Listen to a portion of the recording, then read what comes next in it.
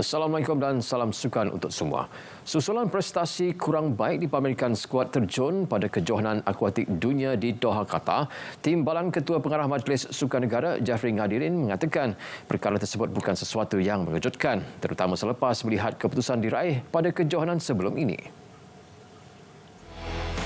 Ketika ini hanya penerjun berusia 18 tahun, Bertrand Rodriguez berjaya layak ke Sukan Olimpik 2024 menerusi acara 10 meter platform lelaki. Manakala nama-nama besar seperti Datuk Pandalela Rinong dan Nudrapita Sabri gagal melayakkan diri. Dalam masa sama, Jeffrey turut berpendapat tugas untuk merealisasikan impian emas Olimpik sulung negara tidak dibebankan pada skuad terjun sahaja. Sebaliknya, sukan lain turut dilihat berpeluang untuk sekurang-kurangnya layak ke tamasya berprestij itu. Jelas beliau pihaknya tetap melihat prestasi sukan lain yang masih berkesempatan merempah tiket ke Paris hingga Jun ini. Sukan lain seperti pingpong, olahraga, renang, menembak, memanah, pelayaran masih lagi memburu slot untuk layak ke tamasya Paris. Dalam pada itu, 20 hingga 25 atlet daripada 7 sukan dijangka membawa cabaran Malaysia ke Sukan Paralimpik Paris 2024 yang akan membuka tirai 28 Ogos depan. Setiausaha Agong Majlis Paralimpik Malaysia, Datuk R. Subramaniam berkata setakat ini 7 atlet telah mengesahkan slot ke Paris. Jelas beliau, atlet yang layak adalah daripada sukan olahraga, memanah dan berbasikal. Menurut Datuk R. Subramaniam, jumlah sebenar kontingen Malaysia ke Paralimpik Paris akan diketahui dalam beberapa bulan akan datang. Ini kerana kejohanan kelayakan melibatkan sukan seperti badminton, boccia, powerlifting dan renang masih berlangsung. Pencapaian terbaik Malaysia di tamasya Paralimpik adalah di Tokyo 2020 dengan meraih 3 peringkat emas dan 2 perak. Beralih ke Liga Malaysia, bintang muda bola sepak negara Noah Hamzah Lane sah menjadi rekrut terbaru Selangor FC secara pinjaman untuk mengharungi saingan musim baharu. Dengan menyarungi jersey nombor 6, Lane menjadi pemain kelima yang dibawa masuk. The Red Giants mencapai kata putus bersama kelab dari Finland, SJK Seinäjoki, untuk meminjam Lane bagi tempoh setahun. Lane turut diberi pilihan untuk dibeli secara tetap seandainya pemain berjaya menarik perhatian pengendali pasukan Tan Cheng Ho. Cheng Ho menyifatkan Lane mengharungi pembangunan bakat muda yang cukup hebat di Finland. Dia dilengkapi keupayaan teknikal dan sifat serba boleh yang cukup berguna. Berdasarkan rekod pada 2022, Lane membantu skuad negara bawah 23 tahun layak ke pusingan akhir Piala Asia B23 di Qatar. Lebih cemerlang, Lane berjaya menambat hati Kim Pan Gon untuk bersama skuad senior pada aksi persahabatan antarabangsa menentang Turkmenistan tahun lalu. Penyerang berbisa Rozaimi Rahman kini sah kembali menyertai pasukan lamanya Sabah FC untuk saingan musim ini. Perkara tersebut dimaklumkan pengarah Sabah FC, Muhammad Johwid. Pemain berusia 32 tahun itu sebelum ini hanya beraksi untuk pasukan Liga M4 Macan FC. Menurut Muhammad Johwid, pemain itu dipanggil semula kerana pengalaman luas dimiliki selain menjadi ikon yang dapat memberi bimbingan dan tunjuk ajar kepada pemain-pemain muda. Sabah FC turut mengumumkan Johnny Dominicus sebagai ketua jurulatih bersama-sama Vun Kit Ming, Elias Billiton dan Razlan Otto yang masing-masing dilantik sebagai pembantu jurulatih Sabah bawah 23 tahun. Kejohanan Liga Hoki Malaysia MHL 2024. TNB Thunderbolt berpesta gol mengatasi Young Elephants Pahang manakala pasukan KL City terpaksa akur tumpas di tangan ATM. Ikuti rangkumannya.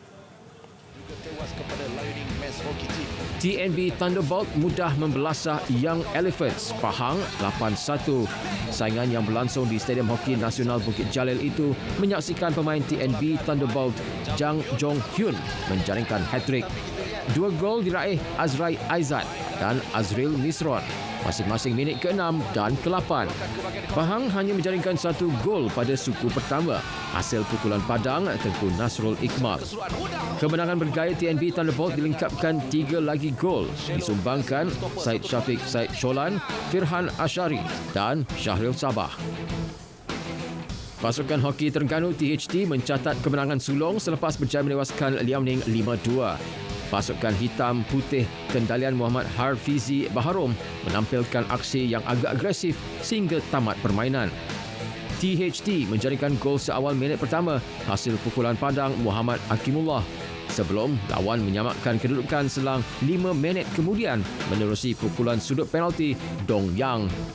Minit ke-14, pasukan Liao Ning sekali lagi menjaringkan gol pukulan sudut penalti oleh Yang Peng. Tindakan THT menukar strategi pertahanan membuahkan hasil apabila pasukan berjaya menambah 4 lagi gol untuk mengesahkan kemenangan mereka. Dalam satu lagi aksi, pasukan ATM mengatasi Kuala Lumpur City 3-1. ATM membuka jaringan seawal minit ke-5 melalui pukulan Padang Muhammad Nazridin. ATM terus menambah duka KL City apabila Muhammad Syafiq Yaakob menambah jaringan minit ke-30. Memasuki suku terakhir, Syafiq Syamim Huzaini berjaya mengurangkan defisit gol KL City dengan jaringan minit 48. 2 minit berselang, ATM mengesahkan kemenangan dengan jaringan saat akhir disempurnakan Afif Azfar.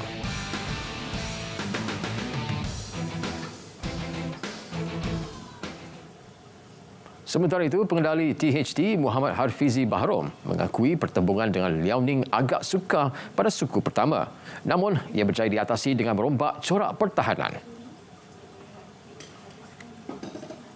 Kita cuba adaptasi untuk corak bertahan yang lain, maknanya struktur kita ubah sedikit untuk first quarter tu.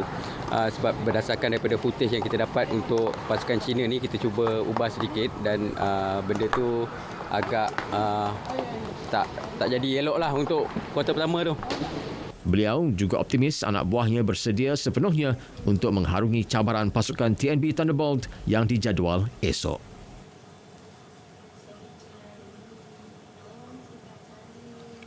Menjelang perlawanan akhir Piala Asia 2023 malam ini, Ketua Jurulatih Qatar, Marquez Lopez, akui pasukannya tetap melihat Jordan sebagai musuh biarpun kedua-dua pasukan dianggap sebagai adik-beradik dalam keluarga Arab yang besar. Menurut Lopez, dalam perhubungan adik-beradik harus mempunyai persaingan untuk menjadi tiang terbaik.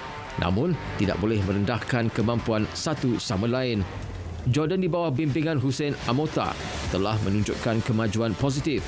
Begitupun pasukan bimbingannya tidak mahu melepaskan peluang mencipta sejarah memenangi gelaran kedua berturut-turut di laman sendiri. Bueno, como sabéis, hay muy poco tiempo para preparar el partido. Únicamente recuperar a los jugadores porque son 2 días. Ayer uno y hoy el segundo y mañana hay partido. O sea, lo más importante es recuperar a los jugadores a nivel físico para poder volver a competir ante un rival difícil que ha merecido muchísimo llegar a la final. Lo respetamos mucho y bueno, será un partido interesante. Pada edisi 2019, Qatar mencipta sejarah merangkul gelaran pertama selepas menewaskan Jepun 3-1 pada final di Emirat Arab Bersatu UAE. Perlawanan akhir Piala Asia Qatar 2023 memburu takhta bola sepak terulung di Asia. Keterujaan, kebangkitan, kemasyhuran bakal ditentukan. Saksikan secara langsung Jordan bertemu Qatar Sabtu 10 Februari 10 malam di saluran OK dan saluran sukan RTM. Saksikan juga secara pensterima langsung di RTM Click. Bersama RTM, official media partner. Sekian Stadium RTM dari Sungai ke Segara, Palestin pasti merdeka. Saya Otto Othman, salam Malaysia Medani, salam sukan untuk semua.